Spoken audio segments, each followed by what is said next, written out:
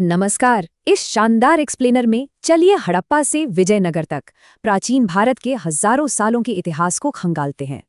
चलिए इस बड़ी टाइमलाइन से समझते हैं कि हमारी महान सभ्यता सदियों के लंबे सफर में कैसे विकसित हुई। सिंधु घाटी से शुरुआत, उनकी ग्रिड सड़कें, पक्की ईंटें और कमाल का ड्रेनेज सिस्टम सच में हैरान करने वाला था। पर एक बड़ा रहस्य है, इतने एडवांस्ड शहर अचानक गायब कैसे हो गए? इसका कोई एक स्पष्ट जवाब नहीं है। वजह थी जलवायु परिवर्तन।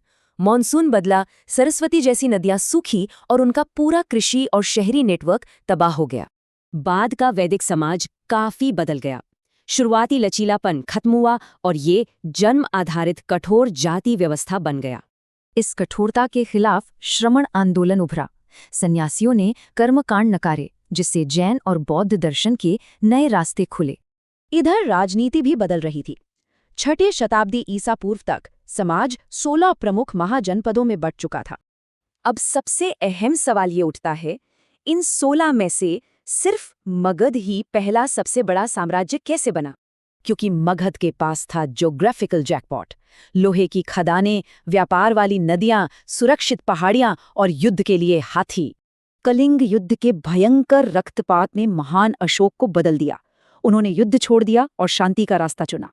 उस दौर की व्यवस्थाएं समझने के लिए मेगास्थनीज और ह्यूएनसांग जैसे विदेशी यात्रियों की किताबें हमारे लिए बहुत अहम हैं। मौर्यों के पतन के बाद इंडो ग्रीक और कुषाण आए। उन्होंने व्यापार और राजनीति में बड़े और अहम बदलाव किए। गुप्त काल में समुद्रगुप्त की रणनीति एकदम सधी हुई थी। पहले अपना आधार सुरक्षित किया, फिर दक्षिण तक अभियान चलाया। शकों को हराकर अपार दौलत मिली। इसी स्वर्ण युग में कालिदास का साहित्य, आर्यभट्ट का विज्ञान और नालंदा विश्वविद्यालय पनपे। लेकिन हूण आक्रमणों से लगातार लड़ते हुए गुप्त खजाना खाली हो गया। इसी भयंकर आर्थिक तंगी ने साम्राज्य ढा दिया। राजा हर्षवर्धन का विशाल उत्तरी विस्तार भी तब रुक गया जब दक्षिण में पुलकेशिन द्वितीय ने उन्हें कड़ी हार दी। चलिए अब फोकस दक्षिण भारत पर डालते हैं।